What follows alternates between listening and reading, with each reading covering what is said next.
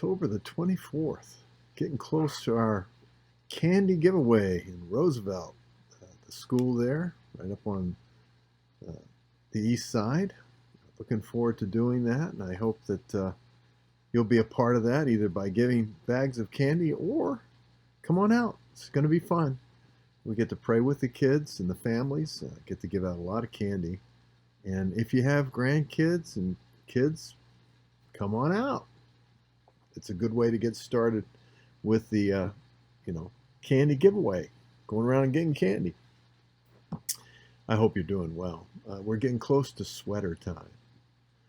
Notice that I have my little windbreaker on now because it is getting cold enough to wear something other than a short sleeve shirt. Well, for some of us that are not super warm-blooded,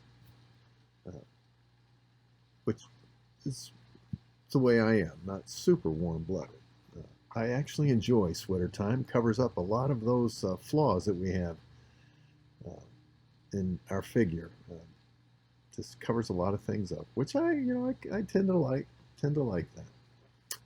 Anyway, let's just take a moment and think about. We just had a tremendous prayer seminar last weekend with Pastor Adam Nathanson. His wife Diana was out here. We went through the prayer seminar. It was a wonderful time, and God was very faithful during that time. And interestingly enough, we'll be sharing a very important portion of Scripture, not this Sunday, but the following Sunday, that coincides with much of what was shared over the weekend. But just take a moment and think about the issue of making a request before God. I think it's interesting in Genesis chapter 18, I believe it's verse 24, when Abraham was in the presence of God.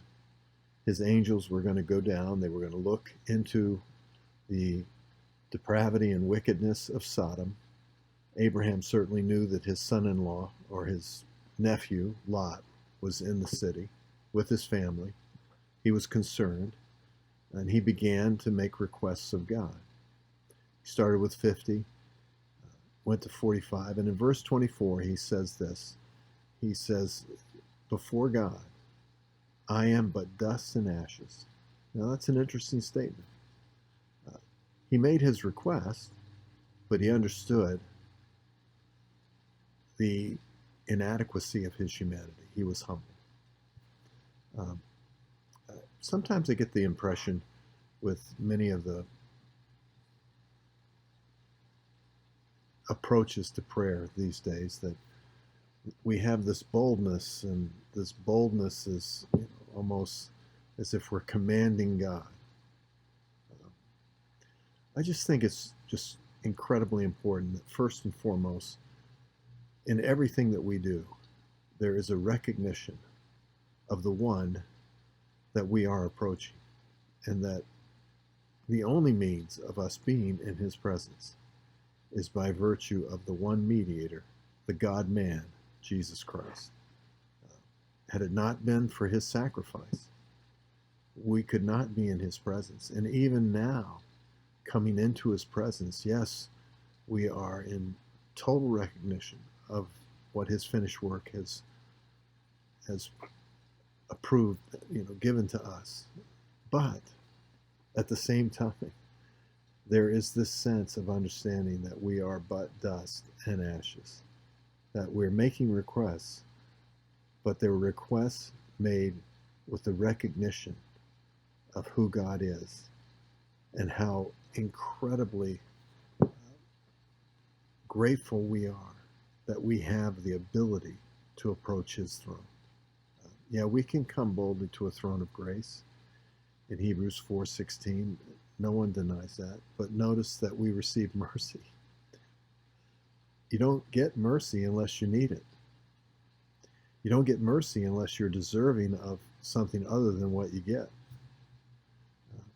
There's always this recognition of our shortcomings, our inadequacy, that we understand that God, by virtue of his own death and his precious blood that was shed for us, that he has paid that price so that we can come in his presence. don't come deserving. We come asking with an attitude of recognition for all that he is and all that he's done. I think this is important for all of us as we kind of go forward now. These are incredible times, and we are certainly expecting God to do great things, not only in the lives of those that we know and love, our friends, our co-workers, and various aspects of our life, but we're expecting God to reach our community. But we're expecting God and thankful for the mercy we receive that allows us to be there. Incredible, incredible God that has provided such mercy for us. Yes, and we'll come boldly, but we receive mercy. Yeah, I get what I don't deserve. I can ask, but I'm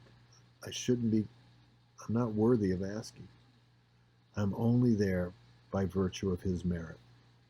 Nothing about me deserves to be there. That humility, I think, is kind of what in Isaiah 57 and verse 15 God is looking for, a broken and contrite heart. Till next time, friends, God bless you.